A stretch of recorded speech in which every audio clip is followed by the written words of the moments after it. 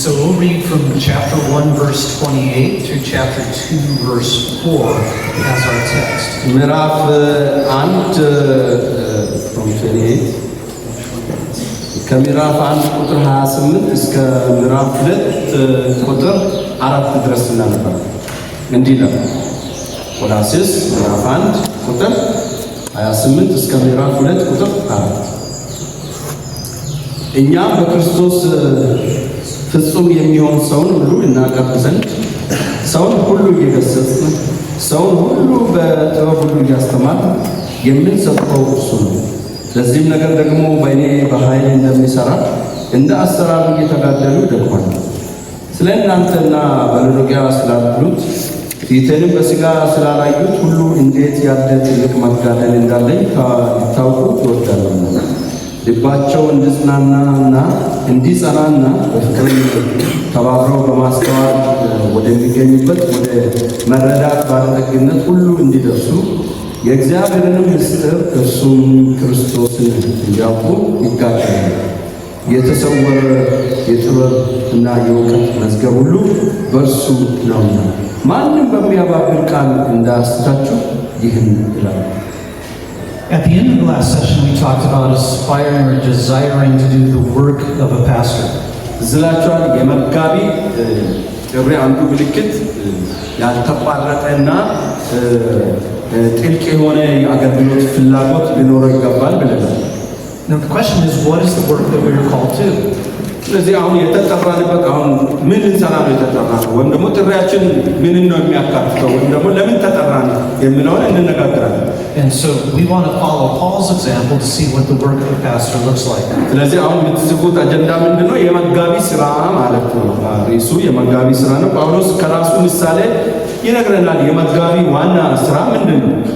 In the verses we just read, Paul exemplifies 6 characteristics of God's shepherd.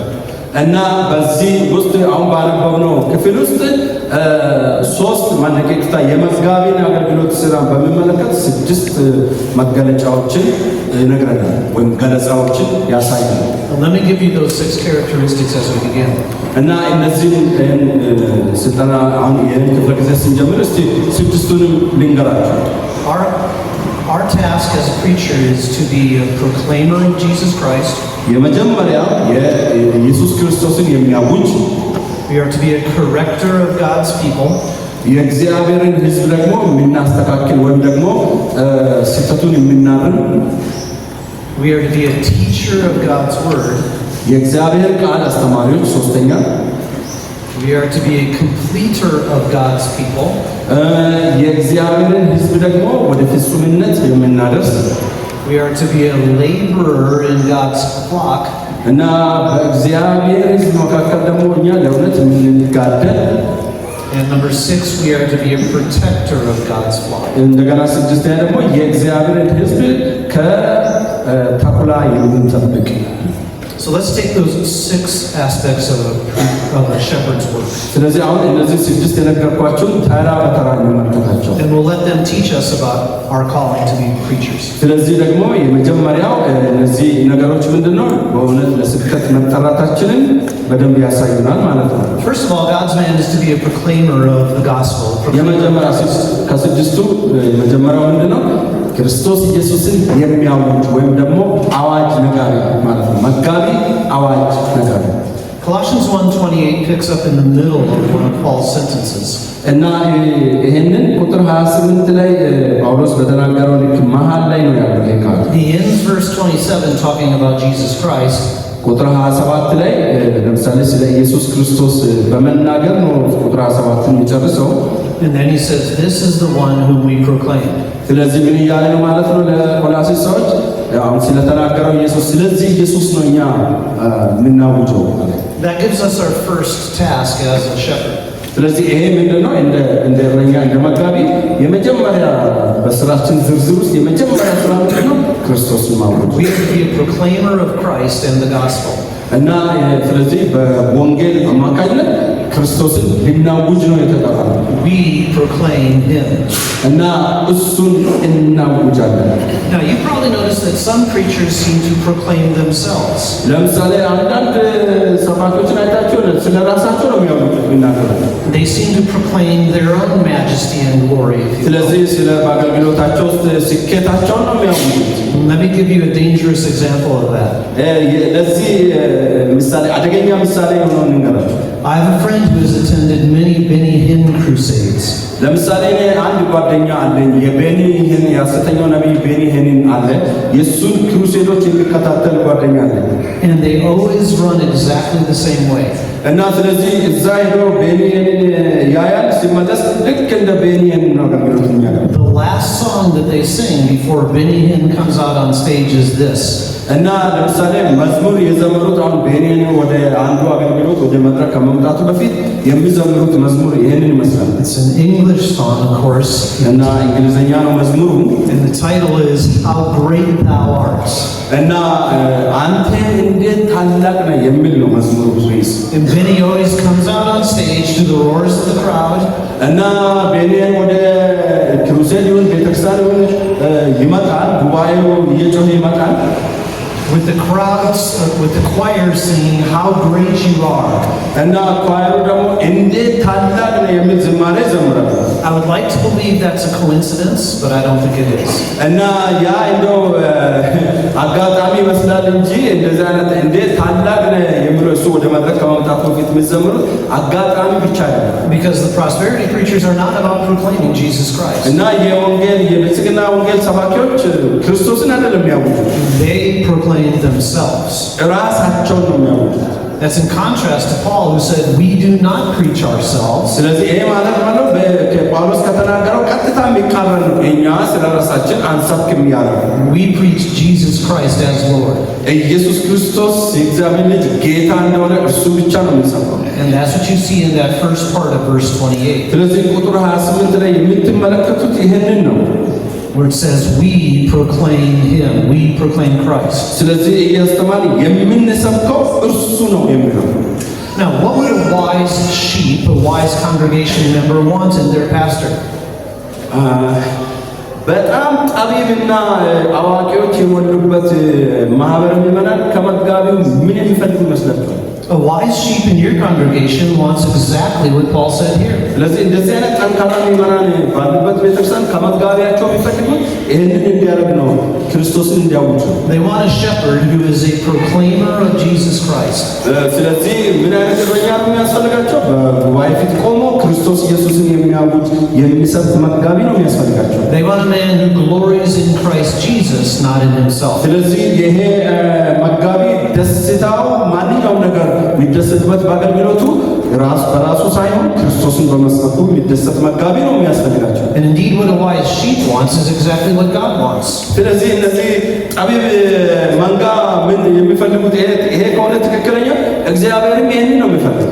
They want a pastor, God wants a pastor who is continually reminding his people that salvation is only in the name of Jesus Christ. እግዚአብሔር የሚፈልገው መጋቢ ምን መሆን አለበት? መጋቢ ድነት የሚገኘው በክርስቶስ ኢየሱስ ስብከት እንደሆነ የሚያምን መጋቢ ነው እግዚአብሔር ራሱ የሚጠራው። God wants a man who tells his people there's only one way to God, and that's through Jesus Christ. እና ለምሳሌ እግዚአብሔር ምን ይፈልጋል? መንጋው እንዲያውቅ የሚፈልገው ወደ እግዚአብሔር መድረሻ አንድ መንገድ ብቻ ነው፣ እርሱም ክርስቶስ ነው። እንደዛ የሚሰብከውን መጋቢ ነው ራሱ እግዚአብሔር የሚፈልገው። No wise sheep who's thinking like God wants them to think. እና እውነት እንደዚህ አይነት መንጋ እግዚአብሔር የሚያስበውን የሚያስብ መንጋ አያስፈልግም ብላችሁ ታስባላችሁ? None of them wants a shepherd or a preacher who Christianizes greed and worldliness. ይሄ የዓለምን ሀብት ስስትን ክርስቲያናዊ አድርጎ የሚያቀርብን መጋቢ ጉባኤውም አይፈልግም፣ እግዚአብሔርም አይፈልግም። They want a man who proclaims Jesus Christ. እና ስለዚህ ምን ያስፈልጋቸዋል ማለት ነው? ኢየሱስ ክርስቶስን ብቻ የሚሰብክ መጋቢ ነው የሚፈልገው። Who helps them grow in the grace and knowledge of Christ. እና በእግዚአብሔር ጸጋና እውቀት በክርስቶስ ጸጋ ጸጋና ይቅርታ ዕውቀት ህዝቡን የሚያሳድግ መጋቢ ነው የሚፈልገው። A wise sheep wants a man who reminds them that every knee will bow to Jesus on the last day. ለምሳሌ ጠቢብ ምዕመናን ወይም መንጋ ባለበት ከመጋቢያቸው ምንድነው የሚፈልጉት? ሁሉም ጉልበት ሁሉ ኢየሱስ ጌታ እንደሆነ አውቆ እንዲሰግድለት የሚሰብከውን መጋቢ ነው የሚፈልጉት። We want a man who reminds us that life here is loving like Jesus loved. እና ስለዚህ ምንድነው ህዝቡን ክርስቶስ ኢየሱስ መንጋውን በሚወድበት አይነት መንገድ ህዝቡን እየወደደ ክርስቶስን የሚሰብክ መጋቢ ነው የሚያስፈልገው። And that eternal life in heaven is to be with him who loved us. እና እኛን የዘላለም ህይወት ደግሞ እኛን በወደደን በክርስቶስ በኩል በወደደን በእግዚአብሔር ላይ ብቻ እንዳለ የሚሰብክ መጋቢ ነው የሚያስፈልገው። Whatever his other strengths and weaknesses, ምንም አይነት ድካም ይኑረው ወይም ደግሞ ጥንካሬ ይኑረው፣ the pastor's calling is to be a man who proclaims Jesus Christ. ስለዚህ እግዚአብሔር የጠራው መጋቢ ኢየሱስ ክርስቶስንና ኢየሱስ ክርስቶስን ብቻ የሚሰብክ ነው። That's basic. That's the starting point. ያ ይሄ አንደኛው ነጥብ ምንድነው? በቃ የመጋቢ መሰረታዊ የመጀመሪያ ስራ ነው ማለት ነው። If that's not in place, then nothing is in place. ስለዚህ ያ በትክክል ቦታውን ይዞ የማይሄድ ከሆነ በቤተ ክርስቲያን ውስጥ ምንም ቦታውን ይዞ ሊሄድ አይችልም። A man who is God's shepherd እና የእግዚአብሔር ሕዝብ እረኛ proclaims the Christ of the Bible. ክርስቶስ ኢየሱስን መጽሐፍ ቅዱስ የሚነግረውን ክርስቶስ ኢየሱስን የሚያውጁ No additions, no changes. ስለዚህ ምንም ሳይለወጥ እንደውም ደግሞ ምንም ነገር ሳይጨምር ክርስቶስን ብቻ የሚሰብክ Indeed, he proclaims the very Christ we meet here in the book of Colossians. ስለዚህ በትክክልም እውነት ነው። እዚህ በቆላስይስ ውስጥ የተነገረውን ክርስቶስን የሚሰብክ መሆን አለበት። The exalted, glorious Christ, ስለዚህ የከበረና ከፍ ያለውን ኢየሱስ ክርስቶስ who is first in all things. እና እሱ አልፋ የሆነ ኦሜጋ የሆነ ክርስቶስ። That's our start in understanding the work of the pastor. ስለዚህ ይሄ የመጀመሪያው ነው ማለት ነው። መሰረታዊ ነገር ነው ማለት ነው። የመጋቢ ስራ የመጀመሪያው ምንድነው? ክርስቶስን ማወጅ። We must be men who proclaim Jesus Christ. ስለዚህ እዚህ ያለን መጋቢዎች ሁላችንም መሆን ያለብን ምንድነው? ክርስቶስን እና ክርስቶስን ብቻ የምናውጅ ልንሆን ይገባል። But Paul immediately moves to his second part of his work as a pastor. ጳውሎስ በዚህ ስፍራ ደግሞ ወደ ሁለተኛው ልንሄድ ነው። ወደ ሁለተኛው የመጋቢ ዋና ስራ ይወስደናል። The pastor is to be a corrector or a counselor of his people. ስለዚህ መጋቢ ደግሞ ምንድነው?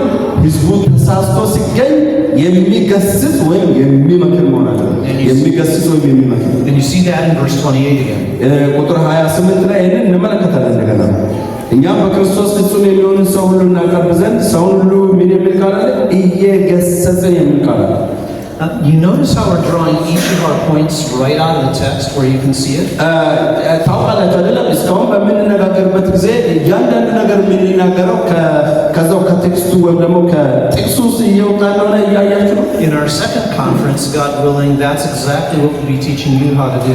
እና ስለዚህ በሚቀጥለው ዓመት ኮንፈረንስ ስንመጣ ይሄ እንዴት እንደምታጠኑ ይሄንኑ ነው የምናሳያችሁ ማለት ያንን እንዴት እንደምታደርጉ እናሳያችኋል። So I just want to get you excited about that to see like wow. ስለዚህ በሚቀጥለው ዓመት ተዘጋጅታችሁ ስትመጡ በእውነት ይሄንን ማወቅ ፈልጋለሁ ብላችሁ ተደንቃችሁ ማሄድ አለባችሁ ወደ ቤት።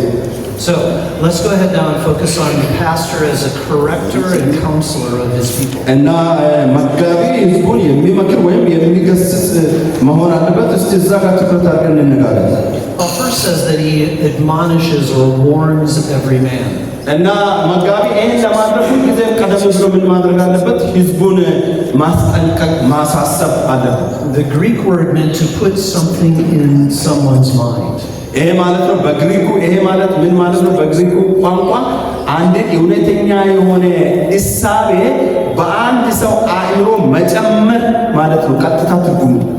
And so the idea is that someone is resistant to this idea. ስለዚህ ምን ማለት ነው? ይሄ እሳቤ ከየት መጣ ነው? አንድ የሆነ ሰው እውነትን የሚገዳደር ሰው ውስጥ እውነት የሆነውን ነገር መጨመር እንደማለት ነው። We have to take the correction of Scripture and put it into that person's ስለዚህ እንደዚህ አይነት በሰው ባለው ውስጥ መጽሐፍ ቅዱሳዊ እውነትን ያንን ልክ ያልሆነውን እውነት አስወግዶ ትክክለኛውን እንዲቀበል በሱ አእምሮ ውስጥ ቀጥታ እንደመጨመር ማለት ነው ትርጓሜው። It's vital then that we have the authority of God behind us. ስለዚህ በመጽሐፍ ቅዱስ ታውቃላችሁ ከመጽሐፍ ቅዱስ ጀርባ ከኛ ጀርባ ዋና ባለስልጣን እግዚአብሔር አለ። We are not to live however we want. ስለዚህ እንደፈለግነው መኖር አንችልም። But we come to our people as correctors when necessary. ስለዚህ አስፈላጊ በሚሆንበት ጊዜ ግን ወደ ህዝባችን ስንመጣ አስፈላጊ ስህተት የሆነ ነገር ካገኘን በትምህርት ምን በምን ህዝቡን ማስጠንቀቅ ያስፈልጋል። As a parent would correct a small child, ለምሳሌ ቤተሰብ ያላችሁ ወላጆች ህፃንን እየገሰጽን እያስተካከልን እንደምናሳድግ ማለት ነው። so we come alongside the people in our congregation and give them God the Father's correction. ስለዚህ የእግዚአብሔርን አብ ጥንቃቄ በምናስተምረው እኛ በምናስተነቅቀው ጥንቃቄ በማህበረ ምዕመናችን ውስጥ እንከታለን ባልኳቸው። Now that correction can have two parts to it. ያ ግሳጼ ወይም ማስተካከል ሁለት ክፍል አለው ወይም ደግሞ በሁለት መንገድ ይሆናል። Look at verse 28 again. ቁጥር 8 እንመልከት። እኛ በክርስቶስ ፍጹም የሚሆን ሰው ሁሉ እናቀርብ ዘንድ ሰውን ሁሉ እየገሰጽን ሰውንም ሁሉ በጥበብ ሁሉ እያስተማር የምንሰብከው እርሱ ነው ይላል። Sometimes our correction of people is an evangelistic correction. አንዳንዴ ወንጌላዊ ማስጠንቀቂያ ሊሆን ይችላል። The wise shepherd does not assume that everybody in his church is actually a Christian. ምን ማለት እንደው ታውቃላችሁ? በጉባኤ ውስጥ መጋቢ ሁልጊዜም በየእሁዱ የሚመጣው ነው። የትኛውም ጉባኤ ላይ የሚመጣው ሰው ሁሉ ይመናል የዳኑ ወይም ወንጌልን በትክክል ያመኑ እንደሆኑ ማሰብ የለበትም። Sometimes when we ask them questions, it becomes clear that they don't really understand the gospel. እና እንደውም አንዳንድ ስንጠይቅ አንዳንድ ሰዎች ወንጌልን እውነት በትክክል እንደተረዱ ወይም ደግሞ እንዳልተረዱ ይነግሩናል። I was recently sitting with a woman and her husband to talk about baptism. እና ቅርብ ጊዜ በቤተክርስቲያን ቢሮ ለመጠመቅ የተዘጋጁ ሰዎች ስለ ጥምቀት ከአንድ ባልና ሚስት ጋር እያወራው ነበር። She said to me this. እና ሴት ሚስቱ እንዲህ አለች፣ I think I should be baptized again. እና እንደማስበው ከሆነ ፓስተር እንደገና መጠመቅ አለብኝ አለች። Because the first two times I was baptized, it didn't change anything in my life. እና ከዛ በፊት ሁለት ጊዜ ተጠምቄያለሁ። ሁለት ጊዜ የተጠመቅኩት በእኔ ውስጥ ምንም ለውጥ አላመጣም። So it didn't work the first two times. So maybe if I'm baptized the third time, then it'll work. ምናልባት ለሶስተኛ ጊዜ ቢታጠምቅም የሆነ ነገር በእኔ ሕይወት ይለወጣል ብዬ አስባለሁ አለችኝ። And I had to explain to her that she was viewing baptism as a magic charm.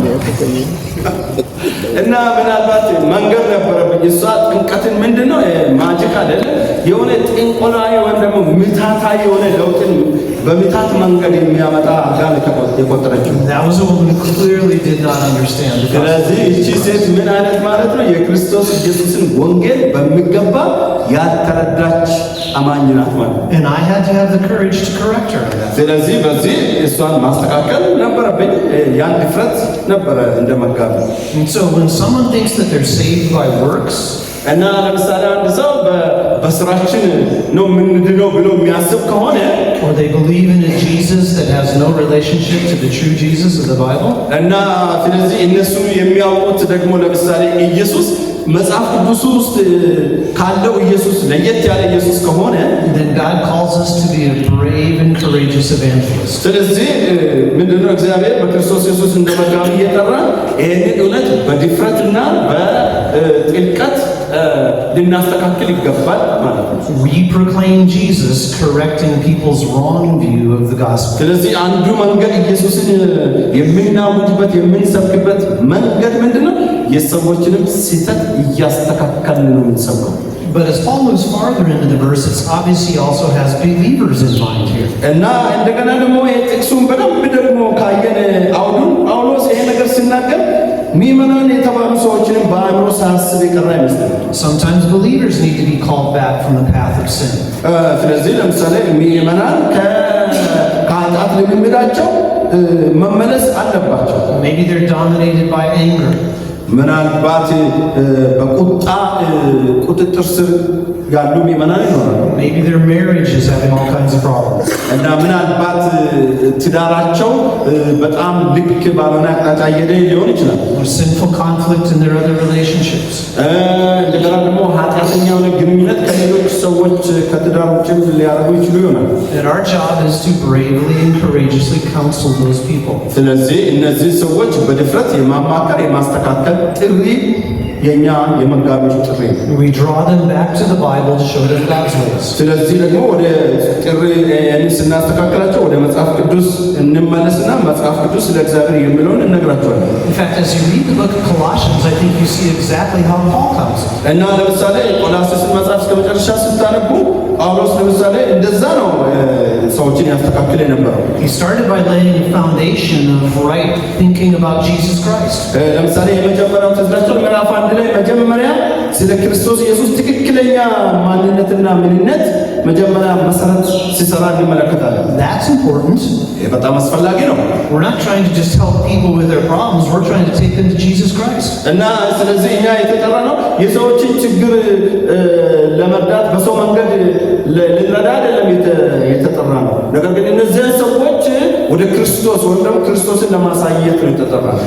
In Colossians 2, Paul turned them away from some wrong things that would not lead to Christian maturity. ለምሳሌ ምዕራፍ ቆላስይስን ስንመለከት ደግሞ ምዕመናን ትክክል ያልሆነ አኗኗር ውስጥ የሄዱትን ማስተካከልና ወደ ትክክለኛው አኗኗር ማመለሱ ማለት ነው። He turned them away from rituals.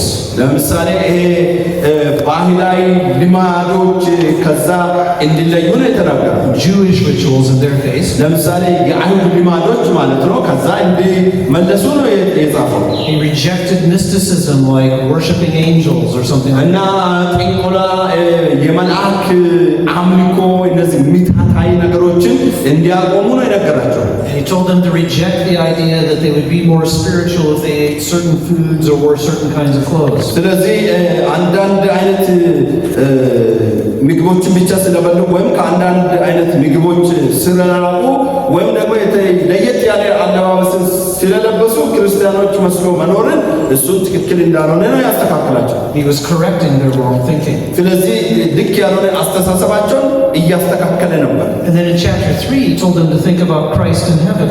እና ምዕራፍ 3 ላይ ደግሞ ወዴት ይመልሳቸዋል?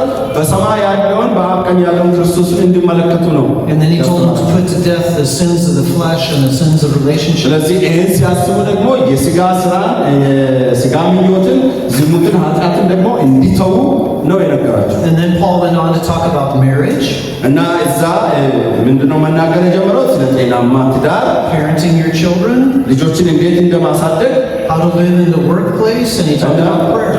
በስራ ቦታ እንዴት መኖር እንዳለባቸውና ደግሞ ስለ ጸሎት ነው ያስተማራቸው። That is a biblical counselor hard at work. ስለዚህ ያ ማለት መጽሐፍ ቅዱሳዊ አማካሪ ነው፣ መጋቢ እንዴት እንደሚሰራ ነው የሚያሳየው።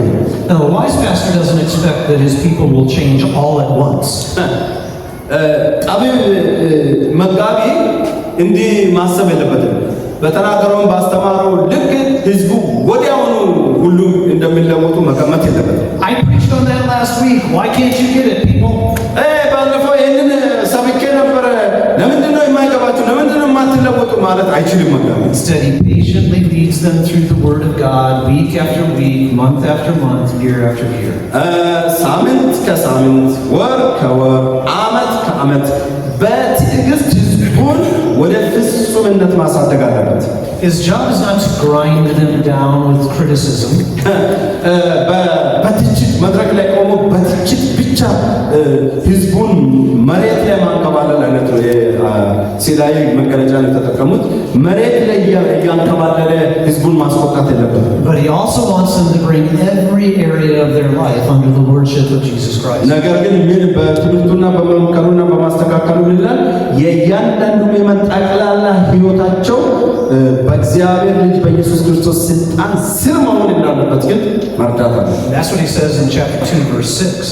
ምዕራፍ 2 ቁጥር 6 ላይ ይህንን ነው ያለው።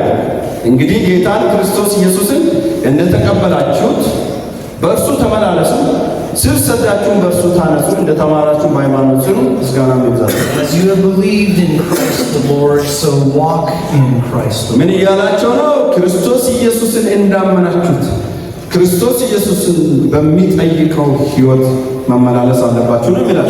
A pastor's job is to help his people bring every area of their life under the lordship of Jesus. የመጋቢ ሁለተኛው እየተነጋገርን ያለነው ዋና ስራ ምእመናን በሙሉ አኗኗራቸውን በክርስቶስ ኢየሱስ ስልጣን ስር ማድረግ እንዳለባቸው ነው የሚነግረው። And we do that with gentleness and patience, but we also do it relentlessly.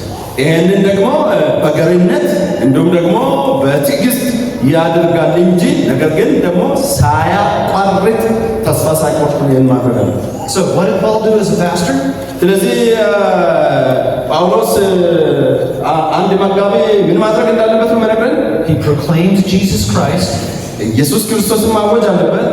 And he was a courageous corrector and counselor of his people. እና ደፋር አስጠንቃቂና መካሪ መጋቢ መሆን ነው። Now, a third characteristic of Paul's shepherding is this. ሶስተኛው ደግሞ ይህን ይመስላል። He was a teacher of his people. የህዝቡ የሚመኑ ወይም የህዝቡ አስተማሪ ነው። አስተማሪ Chapter 1, verse 28.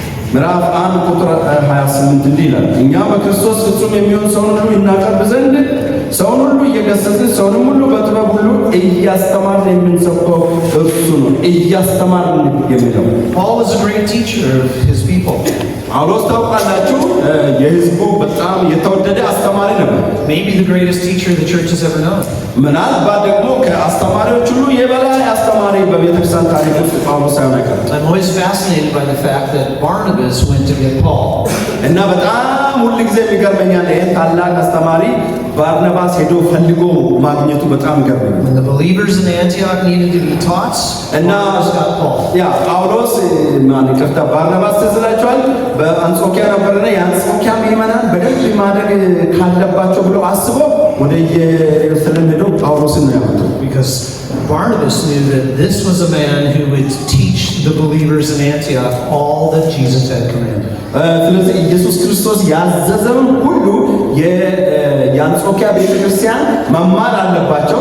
ይህን ደግሞ ሊያስተምር የሚችል ትክክለኛው አስተማሪ ሐዋርያው ጳውሎስ እንደሆነ አውቋል።